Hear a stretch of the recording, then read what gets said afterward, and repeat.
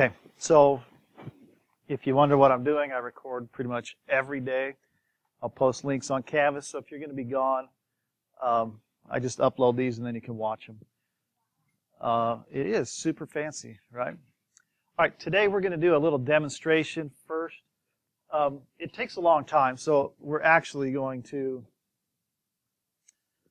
start this demonstration, and then I should have had you been drawing it. So you're going to draw this picture, and the title of this, in case you care, is called Electrolysis.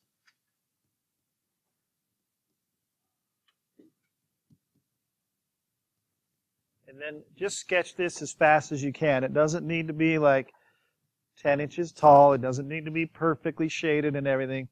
Just take about 1 or 2 minutes and draw that if you would.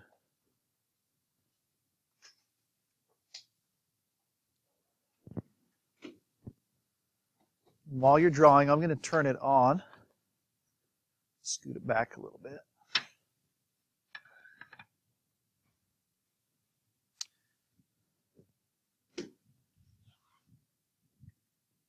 Oh.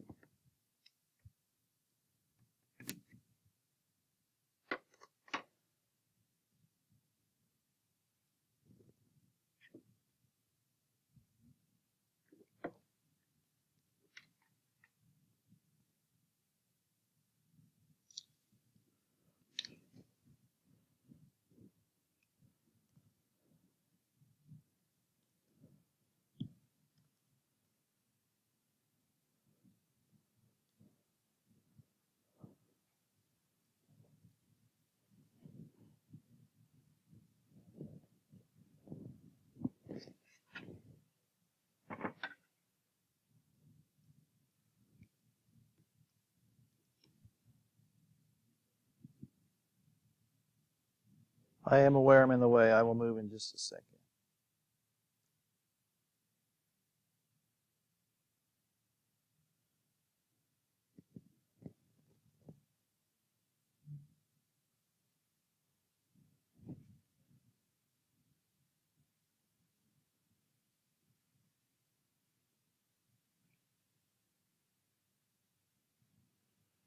Okay, I'm going to turn this off.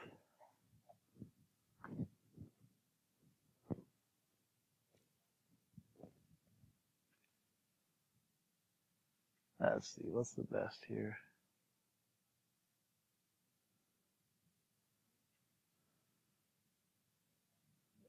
All right, it's good though.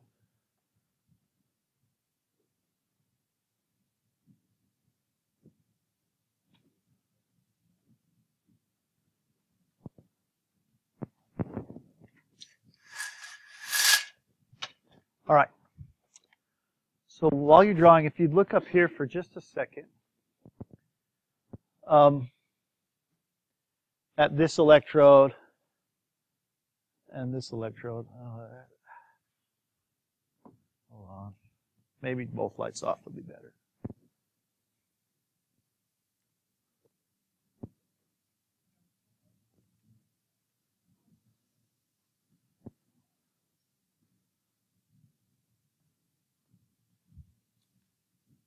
The food coloring just gotten too dark is the problem. Can you see the bubbles coming off of that? Can you see the bubbles coming off of that? Will you discuss with your lab partner the difference between those bubbles? Because they are different. See if this is any, oh, that's definitely worse.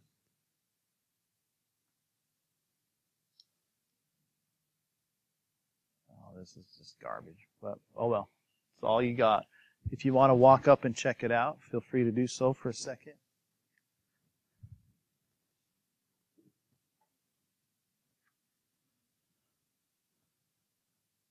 I can barely see him. You can't see anything, can you?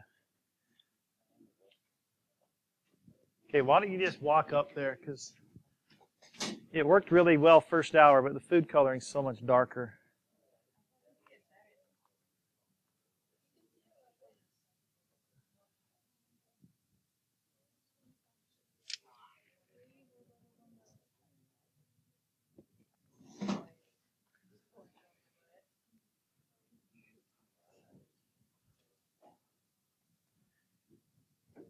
Okay, so just quick, discuss what the difference is between both sides. Yeah, that's fine. Probably a really dumb idea to flip this.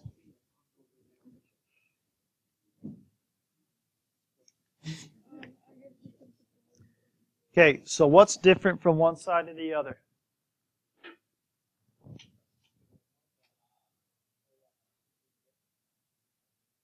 I can't hear you. All right, the right side's more condensed than the left. All right, it's kind of freezing up, but if you came and saw it, this side's bubbling a lot more vigorously than this side. This one, you can almost see individual bubbles. This one's just a stream of bubbles. Are we right with that? If you look at the top up here, you'll notice that one side is already lower than the other. And that would sort of make sense. If this side is producing a lot more bubbles than this side, it will occupy a lot more space at the top. We all right so far? Okay, I'm just going to leave this on for the next 20 minutes. And it's not like the most fascinating demonstration to watch, but it'll kind of help reinforce something that we're going to talk about at the end. So let's talk about the word electrolysis for a second, and then we'll move on to the notes and then come back later. All right. Not a lot of you have probably had medical anatomy and physiology, but if you have Mr. Burt, you may know what this piece of this word means. It means destroy. I don't know if he still teaches it, but he used to say lysis means rip your face off. Does he still say that? Okay. So lysis is to destroy, separate, or tear apart. So we have lysis, and then what does this first part imply then? Electricity. So this word can be defined as we use electricity, I'm just going to go like this, whatever, to tear apart whatever we're doing it for. And this, it has food coloring in it, and it has something in it to make it conduct, but this is just water. Someone over there said, like, the exact answer, and they're like, but I don't know, I'm just making it up. Yeah, we're ripping apart water. That's all we're doing. And we're going to come back and talk about that and do just a tiny little bit of a demonstration here in the end. Okay. Good enough so far? All right, now, let's talk about two things of business before we move on. First, the very start of tomorrow, you'll walk in and I'm just going to give you your first chance to pass the 50-element quiz. You all right with that? You have 4 chances. If you don't pass it the first time, it's not that big a deal because you have 3 more. Just the sooner you pass, the more bonus points you get. And then my introduction of Canvas, I'm not super hot at still. If you have an assignment in Edpuzzle that Canvas links to, just doing the assignment in Edpuzzle is good enough. But I guess I made you have to submit something. So if you want, just submit the word done for all I care. But I can see that you did it in Canvas or in Edpuzzle. You all right with that? Does that make it more clear, less clear? No, for the future I'll probably like make you answer 1 question or something, just so you feel like you did it. We all right with that? Okay. All right, we'll come back. What time do we get out of here? Anyone know? 35? Okay. If I'm not back here by 30, someone needs to get on me and say, hey, we need to wrap up that demonstration. Okay, so let's start off chapter 1. Chemistry. Oh, boy. We didn't used to actually teach this chapter. And let's talk about notes real quick. Take notes. Like if I tell you to write something, you definitely need to write it. I'm going to move this so I don't pinch your arm. There you go. So like that picture in this demo, you should draw and you should write some notes. But besides that, don't write notes if you know you're never going to look at them again. That was always my rule through high school and college. Like, if I'm going to look at this again, I'll write it down. But if I know I'm writing and I'm going to throw it in the garbage next year, don't bother. Just pay attention. All right? Now, there are some things. I would have my notebook ready. I would write the things that I tell you. And then if there's like a word you've never heard before, like malleability, we'll use that later. You know, maybe put that in your notes. But you don't need to write down like every sentence. Chemistry is the study of matter and the changes it undergoes. And then these PowerPoints, they're all on Canvas or my website. You can open them up, print them. Last year, the only person that got a 4 on the AP test printed these notes every chapter and then just wrote notes on them. So whatever. Do what you want, but I'm not going to be on the slides long enough for you to write every sentence on there. You okay with that? Okay. I like that because it looks like a periodic table from my viewpoint. Wow. That's incredible. You're welcome. Okay. So, anyway, chemistry, boring definition, the study of matter and the changes it undergoes. Easy enough? Short. Now, scientific method, like in regular chemistry, we spend about 3 days on this and do a lab. You get 1 slide and no labs. But the scientific method is a systematic approach to solving problems. You use it in your life all the time, whether you know you do or not. You make observations. You analyze what you already know. You kind of analyze patterns, predict things, make a change, and then you test it. You do it all the time.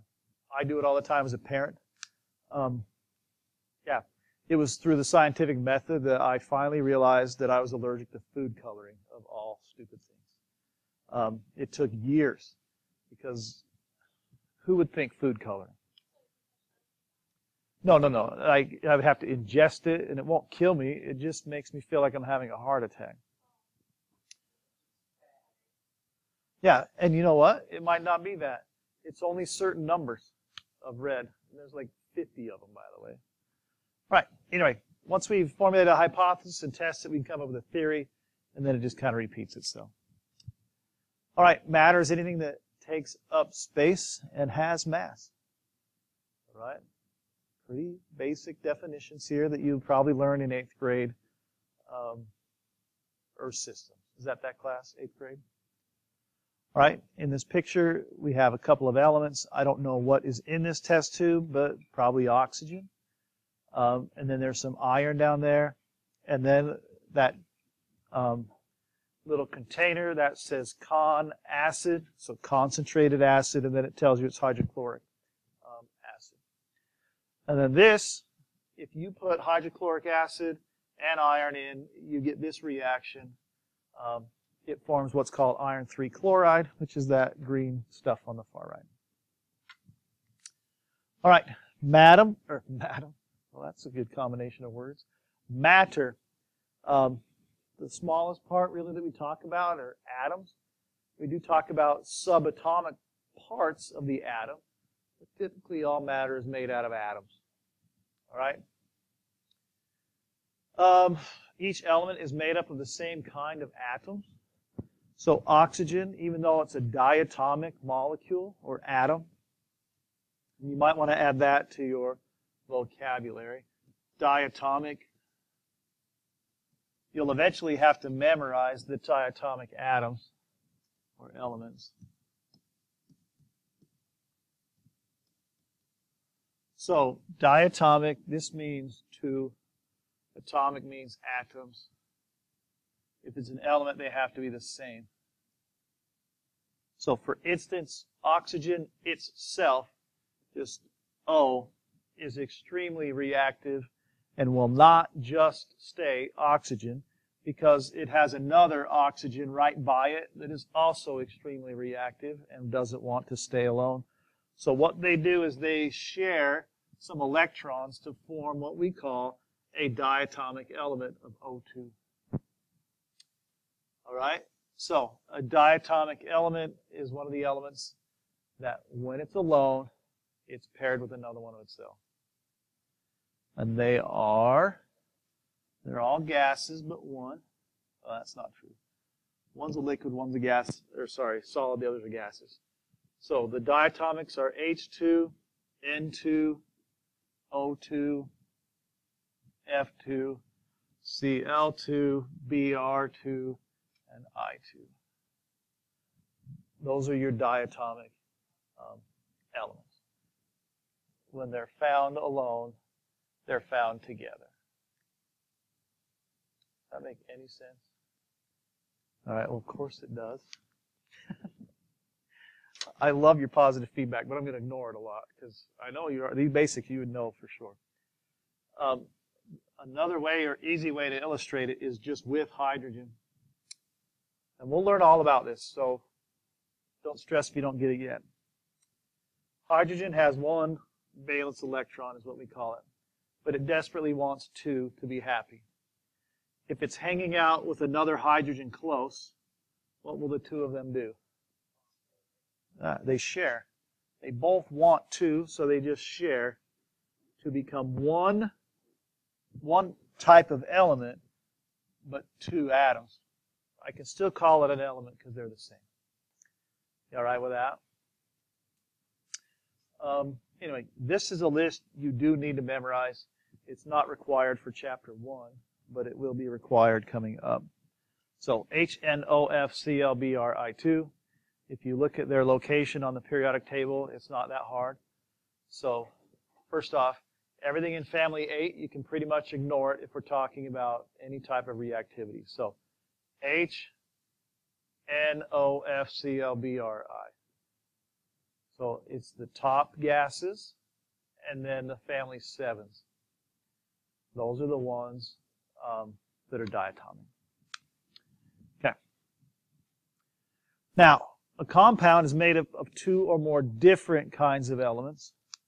So we would not say this is a compound, even though it's two. Tell your lab partner or the people you're sitting by why this one would not be considered a compound.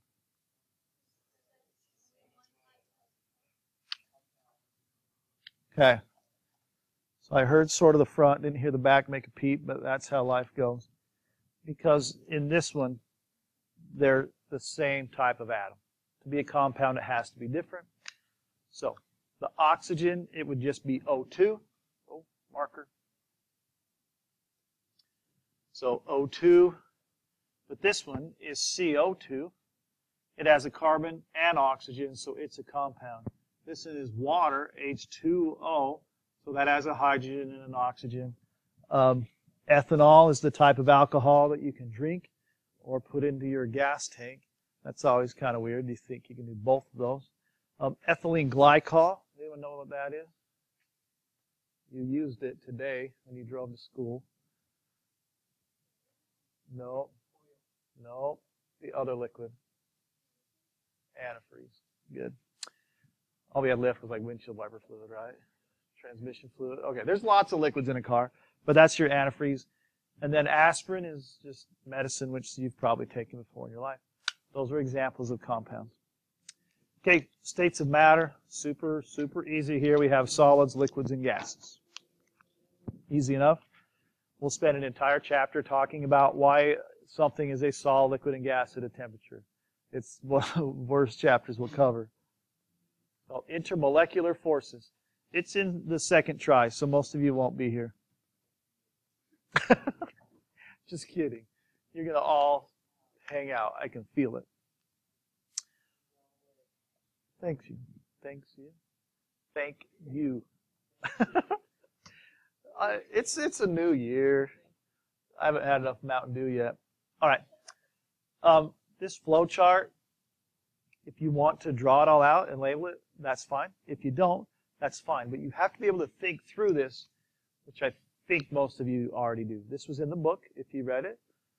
In sections 1.1 to 1.3 is what we're covering today.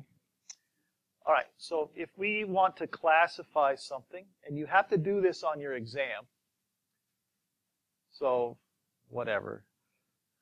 Like, you can do it without drawing it. But if you want to classify something, the first thing you want to figure out is if it's uniform throughout. Uniform means is it one consistent thing, like milk. And we're not talking like straight from a cow milk. We're just talking about what you buy at the store. It's just pure white liquid, right? If it's not, you throw it out. Chunky milk is cottage cheese. All right, so is it uniform throughout? If the answer is no, then it's a heterogeneous mixture. And there's another vocab word that you need to know. Hetero means that it's different or not the same or non-uniform. So heterogeneous, genius just means stuff, essentially. So heterogeneous means the stuff isn't the same. And that's what that just said. Is it uniform throughout? No. All right. Well, then it's a heterogeneous mixture. A mixture just means things are put together. All right. So like if you had raisin bran, the mixture would be your bran flakes and your raisins. Okay. If the answer was yes, then it's homogeneous. All right. And if hetero meant not the same, then homo must mean the same or consistent. You've learned all of this crap probably for multiple years, I hope. Or your 7th grade, 8th grade, 9th grade, and 10th grade teachers suck. All right. So if it's a homogeneous, and this question does get some people, they're like, how is it homogeneous but varies in composition? This would be on like a smaller scale view, essentially. So homogeneous, you could just, for this first question, you would just look at it. Is it uniform? Yes or no. This one you would have to do a little bit more work. All right. If it's variable in composition, then you come over here and it's called a homogeneous mixture. So it's still two things mixed up. It's just that the two things mix up into one uniform looking thing. But it's still two parts. And the example there is salt water. That's not hard to picture. Salt water just looks like water, right? But it is two parts. It's salt and water. All right. Question, Olivia? The what? Okay. All right. Then if it does not have variable composition, then it's a pure substance. We have two types of pure substances. Does anyone know what they are? Elements and, starts with a C, compounds. Those are the two things that are pure substances. So to know if, try to make this bigger. To know if it's an element or a compound, the next question is to ask, can it be separated into simpler substances? And this will be a complex thing like electrolysis, where I'm taking a compound, but I can separate it. Still going. All right. So if the answer is no, then the substance is an element. If you cannot separate it at all, it is an element. And then the next one will probably be small. Also, oh, that one's big. Then it's a compound. Oh my. There's my boy. What's up, Ammon? All your TA school for second, third time, I'm guessing? Yeah, but what do you need? I was wondering if there's enough classes now. Just leave one blank and then talk to me when we get closer and we'll see what we can do. Okay. Sound good? So third, both of them, third hour open, and second trial stuff, 5th hour. If it's second, it'd have to be 5th hour. If it's second try, third hour is my prep, and then we'll let you have TAs on your prep hour. All right. You okay with this? All right. So on the test, which is still a while, just because I use the word doesn't mean it's like tomorrow.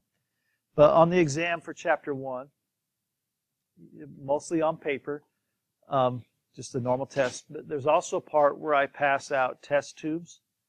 And you have to tell me what you think it is as far as a compound, a mixture, or an element. And you have to be able to defend your answers. So I give you some tools to analyze the stuff in there to determine these things. Now,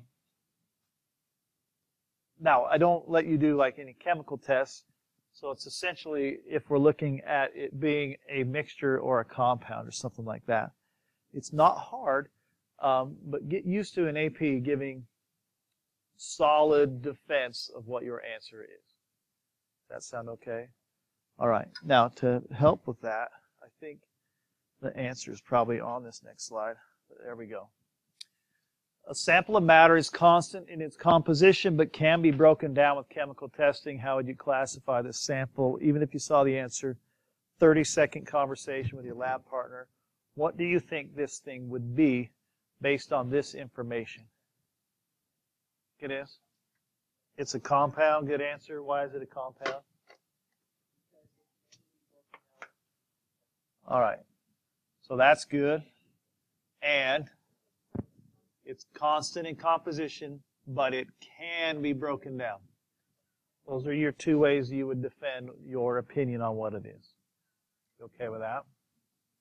Good. I'm going to fast forward here for a second and delete all the answers I have on these other things.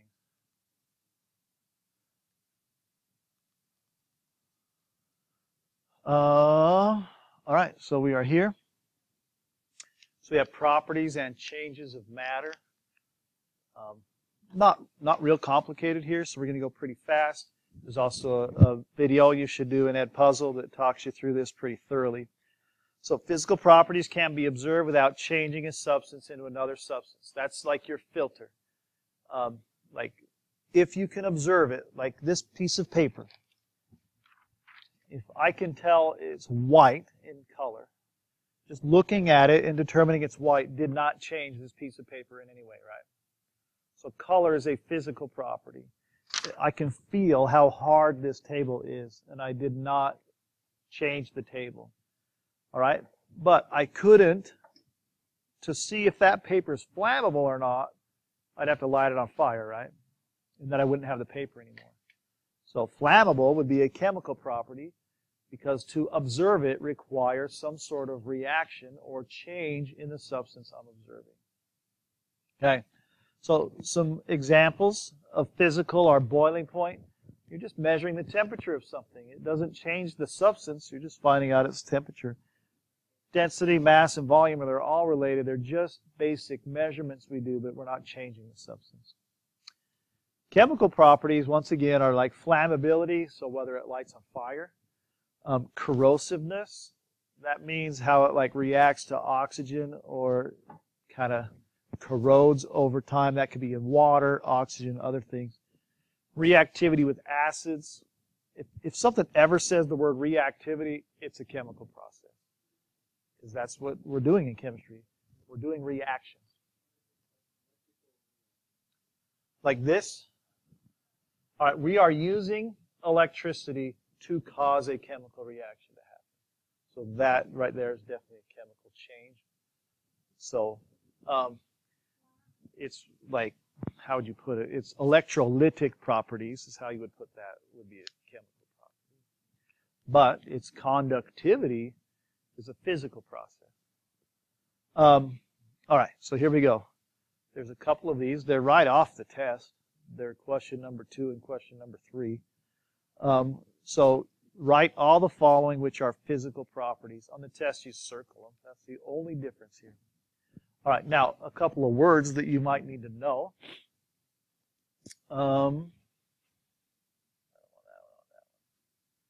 Is malleability. Malleability means does it bend? So instead of being brittle, it bends. So for instance, if I hit this test tube with a hammer, it will shatter, right? Because it's brittle. But if I hit this with a hammer, it would bend because it's malleable. You okay with that? So the opposite of malleable is brittle, and that will kind of help you think of what malleable must be then. Conductivity, the ability to let electrons flow through it. Solubility means does it dissolve?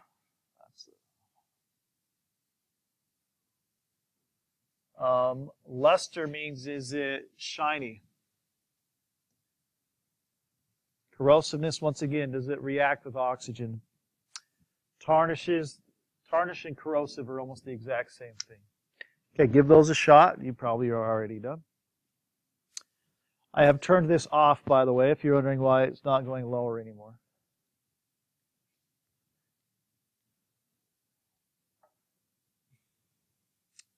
Okay, let's go 15 more seconds.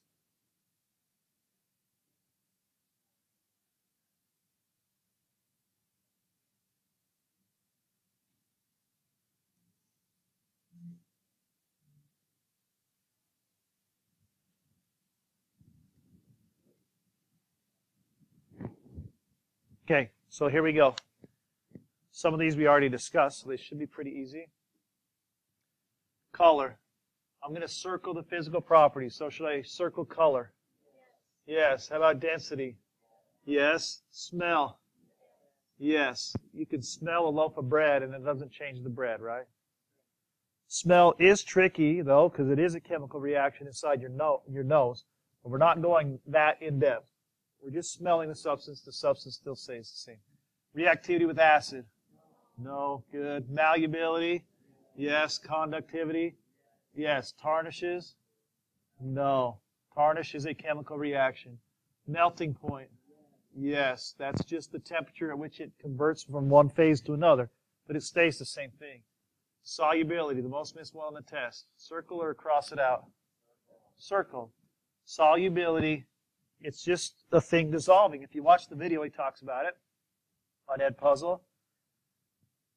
Solubility, you're just taking a large piece of sugar and you're just causing it to break into smaller parts that you can't see. But those smaller parts are still what? They're still sugar. So it's definitely a physical property. That's the one all year long. That's the most missed one. Luster? Yes. Corrosiveness? No. Flammability? No. We all right with that? There's one more coming. Ready, set, 30 seconds. Go. Oh, it did go.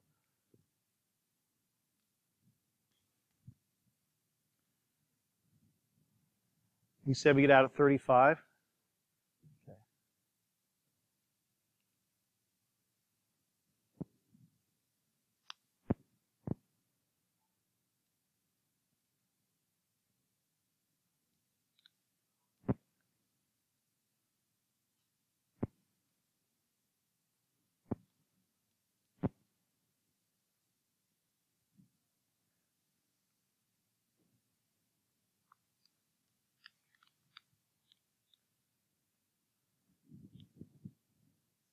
That was more like a minute, but you'll forgive me, right?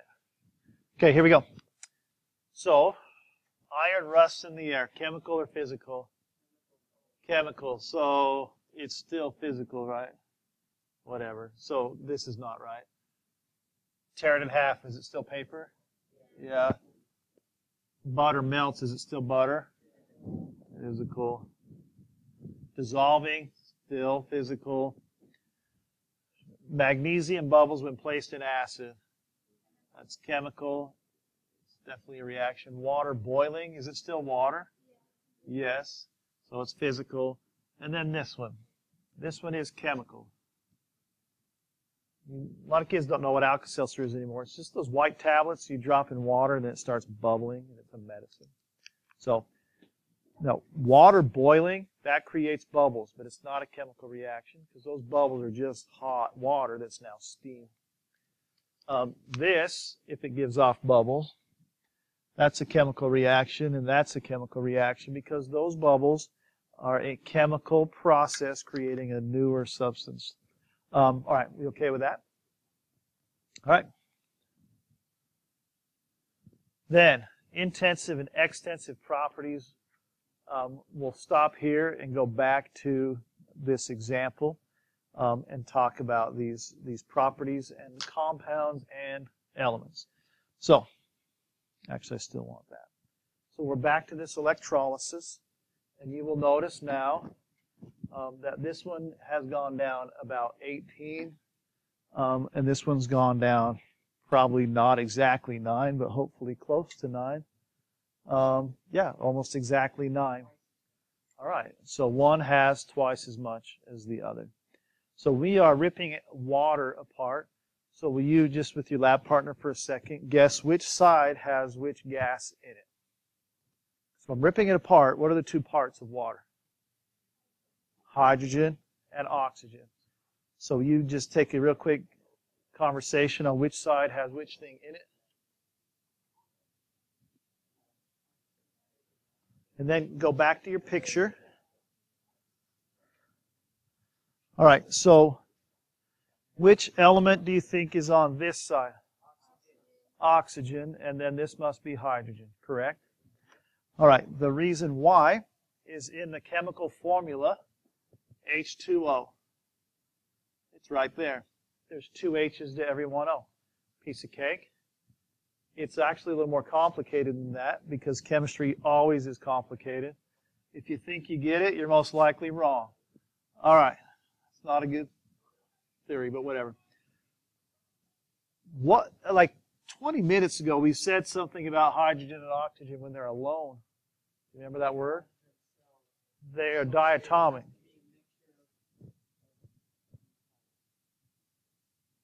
They actually make H2 and O2. And these are H2 and O2. But they're still a 2-to-1 ratio, right? Not yet, but soon we will talk about balancing a chemical reaction.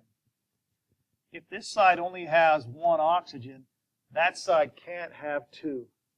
So we have to balance it. For every 2 water molecules we break apart, we get 2 hydrogens and 1 oxygen. So now, there's your ratio as well. So it's in both aspects. 2 to every 1, and 2 here.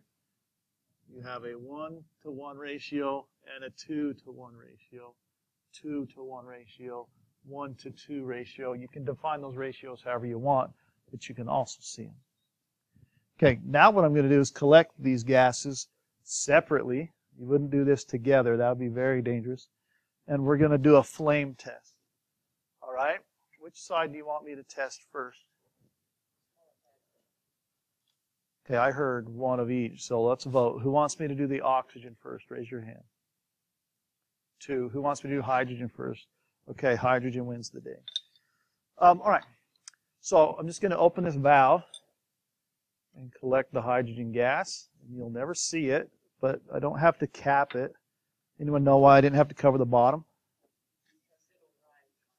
All right. Because hydrogen is the least dense element there is, so it is all right up there. Okay, I'm going to light this match. Whoa. Hi. You're not going to see much, but whatever. I'll light this match and turn this over. Oh, I missed. We're good. There we go. Can't believe I missed on that first one. So you won't see much. You'll hear something, hopefully. Okay, so that's hydrogen. A flame test for hydrogen always makes a very characteristic whoop. That's it. Like if you can super slow-mo, you might have seen just a little flash, but it's gone in a hurry. Okay, oxygen. Anyone know what oxygen does for a flame test? Okay, well, we'll find out. Hopefully I can drop this in the slot this time. It doesn't do anything. Is that exciting? Did you record that one too? Delete that one. All right. All right. Oxygen promotes combustion, but it itself doesn't really it doesn't combust. It doesn't pop. It doesn't do anything. Ozone will act just like hydrogen, or just like oxygen will. Okay. So if you have what's called a positive flame test, it's not oxygen. That's what we learned today. If I drop the match in and it instantly goes out, any guesses what the gas might be?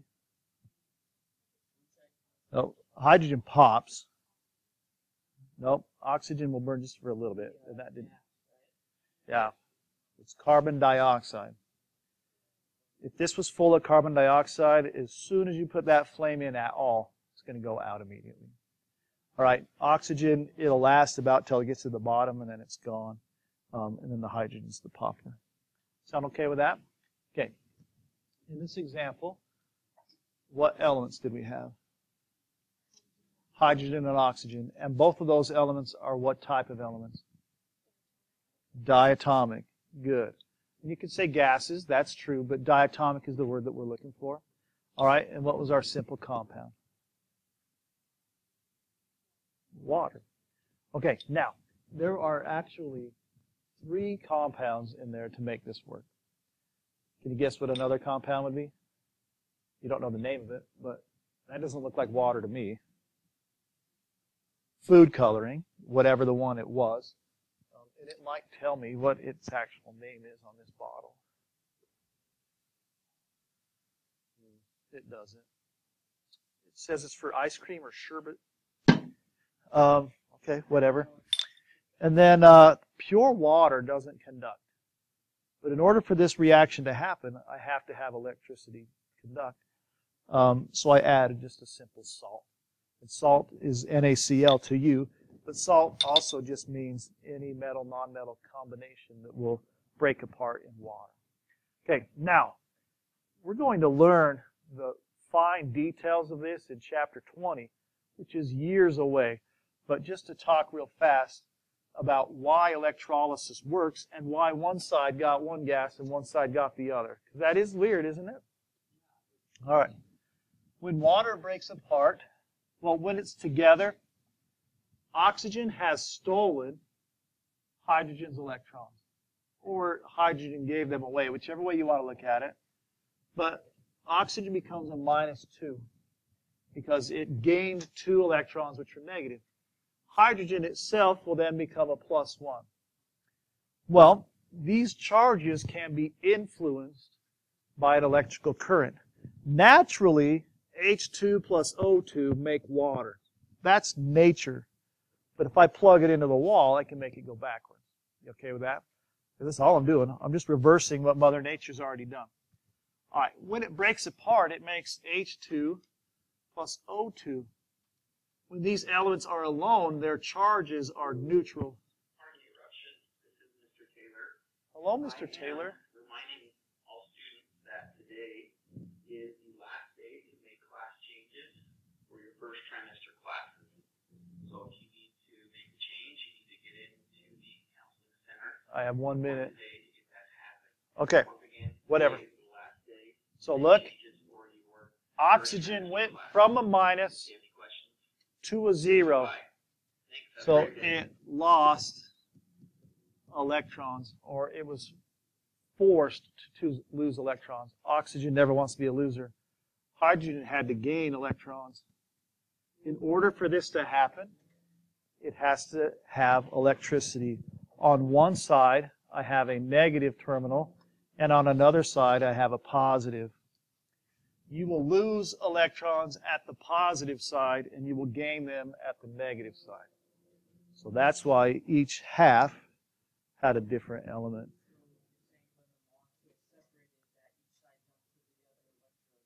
Right. The atoms themselves, I unplugged it, they reformed on that piece of metal because that's where the electrons they needed to gain or lose were, and then they went.